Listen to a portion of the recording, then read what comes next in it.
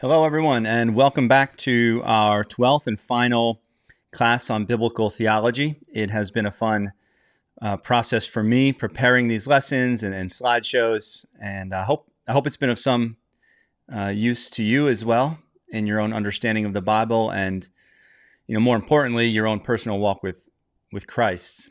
And we've really covered a lot of ground in our dozen videos, from creation to the patriarchs, the judges, the kings, through the exile to the 400 years of silence, up to the birth of Christ in Bethlehem. And then in the past few videos, we've been spending our time looking at the major events and themes of the New Testament and how Christ fulfills all of those Old Testament shadows and signs and symbols, as he said himself once to his disciples on the road to Emmaus after his resurrection. Luke tells us, or relates the story to us this way: "And beginning with Moses and all the prophets, he," that is Jesus, "explained to them what was written in all the scripture about himself." And so all the prophets, all the scriptures, everything was leading us to this event, the coming of Christ, and to this new age, to this last times, as we talked about it in the previous lessons. And today I want to finish up our video series and our examination of the end times by talking about a topic that always comes up in any discussion about the end times or last days, and that is a discussion of the millennium, or the 1,000-year reign of Christ, announced in Revelation chapter 20. And so that's our first subheading today. And just so we're a little familiar with the context, let's look at that passage in Revelation chapter 20, verse 4. "Then I saw the thrones, and seated on them were those to whom the authority to judge was committed. And I saw the souls of those who had been beheaded for the testimony of Jesus and for the word of God, and those who had not worshipped the beast or its image, and had not received its mark on their foreheads or their hands. They came to life and reigned with Christ 1,000 years." Now, as you noticed in the previous videos, I made the claim, and we make the claim, that the time between Christ's first and second coming is often referred to as the church age, and that church age is, in our view, the 1,000-year reign of Christ. That's where we are. We are currently in the millennium right now. Jesus is reigning over his church as he leads us in the kingdom mission around the world. Now, I can imagine an objection or two at this point. First of all, and let's assume this guy is us. He represents the present day. I can imagine that some people might say, well, look, the text clearly says that Jesus will reign for 1,000 years. And it's been a lot more than 1,000 years. It's been, 2023 years to be exact, or, give or take a few, depending on when you date the birth of Christ. But we passed that 1,000-year mark a long time ago, so it doesn't really fit into your timeline very nicely. Wouldn't it make more sense to say that the 1,000-year reign of Christ and his kingdom is still something future, something we're still waiting for? And that's a good question, and I know a lot of people and Bible scholars who do interpret the passage as a literal 1,000-year reign of Christ that will take place sometime in the future. But there's a few problems right off the bat with this view, some difficult exegetical problems. First of all, as we said already in lesson number 11, the kingdom cannot only be a future kingdom because Jesus told us in Mark 1:15 that it was at hand. In Matthew 12, he said that it's already here because he was casting out demons already. In Matthew 24:34, he says, "Truly I tell you, this generation will not pass away until all these things have happened." Okay, so that's a problem you have to deal with if you're a futurist. That is, if you interpret the 1,000-year reign of Christ as something entirely future. Okay, so that's the first thing right off the bat we need to say about the millennium. At the same time, and secondly, it's also important that we interpret the book of Revelation and the 1,000-year reign of Christ, the whole book, we have to interpret it in its genre. Okay, and the book of Revelation is known as apocalyptic literature. This is a very unique kind of literature, and every book of the Bible needs to be interpreted according to its genre. Okay, so for example, the book of Psalms is poetic. It's full of imagery and similes and allegories and metaphors. It says things like that if a man meditates on the word of God, he's like a tree planted by waters. Okay, very poetic, symbolic, metaphorical. We don't, for example, interpret the book of Exodus the same way we interpret the book of Psalms. It's a different genre. The book of Exodus is written in narrative genre, most of it anyway. And so in apocalyptic literature, we have to understand what that is. And apocalyptic literature normally has these three distinguishing features that you kind of need to be aware of before you start to try and interpret the symbols, images, and numbers, right? Including the 1,000-year reign of Christ. So what are these three telltale signs and characteristics of apocalyptic literature? Well, first of all, apocalyptic literature uses a lot of symbolic language. And this is obvious if you've ever read the book of Revelation. And most of it is Hebrew symbolism or Hebrew imagery from the Old Testament. If you've read the book of Revelation, then you know how many strange images and pictures there are in there. It can be really confusing. But you see, Jesus is drawing on a lot of stories and experiences of Israel in the Old Testament, which most of the first century Christians would have been aware of at that time. There was a lot of biblical literacy at that time in history. But if you didn't have a strong understanding of the Old Testament, then much of this book would probably be nonsense to you, and it is nonsense to many people. And I suspect that's probably one reason there is so much Hebrew imagery in the book of Revelation. I can't be sure of this. In other words, I can't prove this. But remember that John is writing this letter to the church during a time of terrible persecution.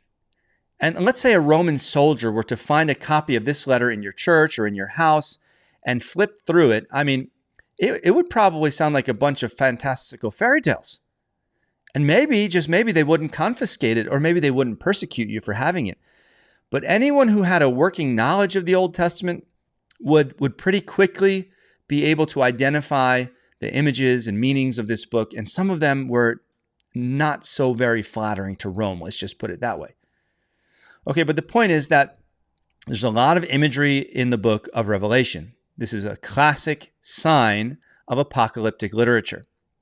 Secondly, apocalyptic literature is often perspectival rather than linear. And what I mean by that is that this genre of literature will often tell the same story or parts of the story over and over from different perspectives rather than in a straight line like most narrative literature would do. Okay, so for example, if you read the books of 1st and 2nd Samuel, it's a straight line from David as a young boy up until king and into old age. That's narrative literature. It's linear. But apocalyptic literature is not narrative. We have to be careful not to make that mistake, or else you'll come up with a lot of strange interpretations. I heard a pastor in Baltimore, Maryland, once compare the book of Revelation to the tapestries of the kings of the Middle Ages. If you've ever seen tapestries like this one in a museum or in some castle, you'll often see that they are telling the stories of their kingdom, of their reign, of their treaties, of their marriages, of their battles on different tapestries hanging on the walls. It's all the same story, the same reign, but told from different perspectives, which is why we call it perspectival literature. And this actually goes way, way back in history before the Middle Ages. If you've ever been to the tombs of the pharaohs in Egypt, down in Luxor, you see walls lined with hieroglyphs like this one, depicting different aspects of the pharaoh's reign. It's the same story, told with lots of imagery and lots of different perspectives and aspects of their time as monarch. And that's kind of how the Revelation works. It's not telling the story in a straight line. This is why so many people, I think, get confused. It's not a straight line. Revelation is looking at the story of the kingdom, that is the story of the church age, from different perspectives. And this actually kind of makes sense because remember that John didn't have one vision of Revelation. That if he had just one long vision, then we might think that it was a narratival, linear vision. But he didn't have one. He had multiple visions, plural. And each of these visions represent different aspects of the kingdom as it unfolds during the church age. And so apocalyptic literature is symbolic, it's perspectival. And thirdly, apocalyptic literature very often has a now and not yet quality to it, which is a word or a phrase you should remember from our last videos. In other words, apocalyptic literature is not just telling things about the future. Very, very often, people have the tendency of reading Revelation, at least from chapters 4 onwards, as talking about completely and entirely future-related events. But apocalyptic literature doesn't really do that. Apocalyptic literature will often talk about things that have happened, things that are happening, and things that will happen. Okay? This is important. This is a classic feature of apocalyptic literature. And to kind of demonstrate that, because I think it's really important to see how these three elements work, let's look at the book of Daniel for a moment as a helpful example. Daniel is maybe one of the best corollaries or examples of apocalyptic literature we have in the Old Testament, so we can learn something from it. Ezekiel is up there as well. But Daniel, as you know, also received apocalyptic visions, and he records them for us. And two of them are about the nation which will rule, or the nations which will rule over Israel during the exile. And the first one is in chapter 2 of Daniel's letter, in which he sees a vision of the 4 hostile nations represented in a single statue, as you see here. The golden head of the statue represented the Babylonian Empire. The chest and arms of silver symbolized the Medo-Persians who would come next. The trunk and thighs of the statue are bronze, which symbolized the Greek Empire. And then the legs and feet were iron mixed with clay, symbolizing the Roman Empire. And then, a few chapters later, in chapter 7, Daniel gets another vision about 4 nations that will rule over Israel. And this time, he sees 4 fantastical creatures, right? He sees a lion with wings of an eagle, a bear raised up on one side, a leopard with 4 wings and 4 heads, and lastly, a terrifying beast with iron teeth. Now, if we read Daniel's letter literally, then we're going to have some pretty wild interpretations. I mean, everyone knows that this is symbolism, I think. I mean, okay, this is not the Lord of the Rings or Narnia, where flying leopards are going to come down and chomp some Israelites, okay? These animals refer to real nations which will rule over the people of God for the next 400 years. Okay, so we can't interpret it literally. We know that. At the same time, however, if we try to interpret Daniel's visions linearly, we actually see that Israel will be ruled over by 8 different nations, right? Because we have the 4 nations in the statue. We have the 4 nations represented by the beasts. But is that what Daniel is trying to say? There's going to be 8 nations to rule over Israel? No, we know that's not the case. This is just a classic feature of apocalyptic literature. It's symbolic and perspectival. God gave Daniel 2 different versions of the same events. That's the point I'm trying to get at with this one. The same 4 nations from different perspectives. It seems to me that God obviously wanted to emphasize something different in each vision. And my guess is, and this is my attempt at guessing what that is, but it seems to me that what God is trying to say in the first vision is that the nations will be less and less noble as they go on, or that is more and more evil and corrupt as time goes on, from gold to silver to bronze to iron and stone. And we know that actually to kind of be the case when you look at the history books. With the second vision, it seems, again, this is my best guess, but it seems that each successive nation will at the same time not only be more corrupt, but also increasingly more terrifying and cruel to the Israelites, which is also something we know to be true to some extent from history. Okay, so Daniel and Revelation are both symbolic, they're both perspectival, and thirdly, the prophecies of Daniel have an already and not yet quality to them. Okay, so think about it for a second. This is important to see and understand in order to understand what's going on in the book of Revelation in the end times and in the millennium. Okay, so think about this. Daniel received his first vision of the statue in chapter 2, while he's already living under the rule of Babylon. Now, that part of the vision means it's already here. It's part of the now part of the vision. It's already taken place, while the other three had not yet come to power. That's the not yet part of the vision. Okay, so we see in chapter 2, there's both now and not yet aspects to that vision. And then in the second vision in chapter 7, this is interesting. Daniel is living under the rule of the Medo-Persians at that time. By that time, Babylon had already been destroyed, and yet both of them are included in the vision. Isn't that interesting?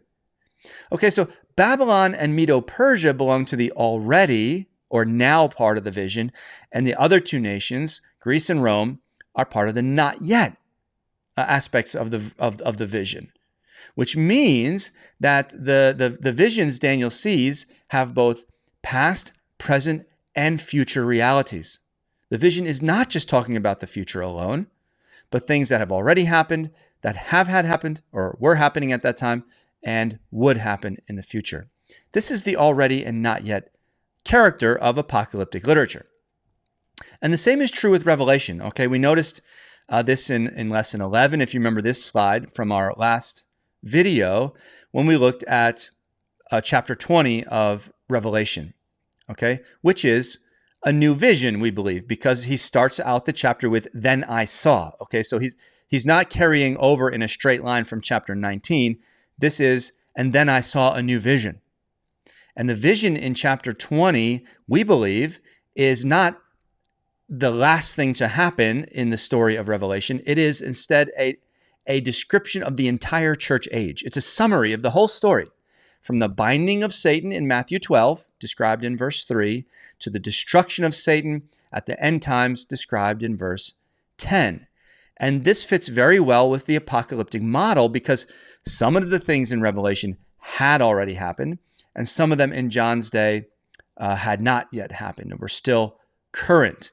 And of course, many things are still future. Okay, so it's important to recognize these three characteristics of apocalyptic literature. It's symbolic, perspectival, and has a now and not yet character to it. You got to be aware of these things before you come to the book, or else you won't recognize the genre for what it is, and you'll end up with some really complicated and strange views, in my opinion. But if you read Revelation with these three ideas in mind, you find a much simpler and more organic interpretation of the end times. You basically get a beginning time, followed by a time of growth, with many tribulations, and Gog and Magog and the beast and the whore and all the rest, which are all of these are true, real forces waging war against the church in this entire time of the last days. Okay, we're in the Great Tribulation right now. The last days are now and have been ever since Christ came, died, rose, and ascended. And we will continue in this time of tribulation and persecution as the church participates in this ongoing mission around the world until he returns to finish the job at the consummation. Okay, well, if that's the case, let's go back to our initial objection for a moment. If that's the case, as I just described, and we are currently living in the 1,000-year reign of Christ right now, but it's been over 2,000 years since he came, how can that be, and what does that number even mean? And why did God choose to even give us a number at all if it means nothing? Well, again, this is where we need to understand the genre of apocalyptic literature and the use of these symbols and symbolism, right? We take many things in Revelation symbolically. There's a dragon with 7 heads and 10 horns. There's a whore riding a beast, and horse riders and seals and trumpets and bowls. And these are not meant to be literal, right? These are images of real historical forces making war with the church throughout the church age. Whichever age you're in, that's the forces working against the church, that's them. But the point is that almost everyone sees these images as symbolism, right? No one believes, as far as I know, that there's going to be a seven-headed dragon coming out of the ocean. And yet, oddly enough, when it comes to the numbers in the book of Revelation, people are tempted to take them literally. But you have to remember that even the numbers in the book of Revelation are symbolic Hebraisms that the Jews would have understood when they heard them. If you try to take them literally, you will end up with some very strange interpretations, like the Jehovah's Witnesses, for example, or Shincheonji, the South Korean sect, who believe that the 144,000 is the literal number who will actually make it into heaven in Revelation chapter 7. No, these numbers, like the images in Revelation, are symbolic. The number 1,000 is symbolic, and as we said in previous lessons, the number 1,000 is simply 10 times 10 times 10, or 10 3 times. Okay, the number 10 represents perfection, and the number 3, or the repetition 3 times, represents completeness and absoluteness. And we saw this already in video number 11. Anything that's repeated 3 times is the absolute extremity or fullness of a thing, like the Lord in Isaiah 6, who is holy, holy, holy, or the number of the beast, who is 666. Okay, so 1,000 is not a literal number. It's 3 tens. The 1,000-year reign of Christ is simply a way of saying that Jesus will reign for a perfect amount of time, a fullness of time. It won't be too long. It won't be too short. It will be in God's perfect timing.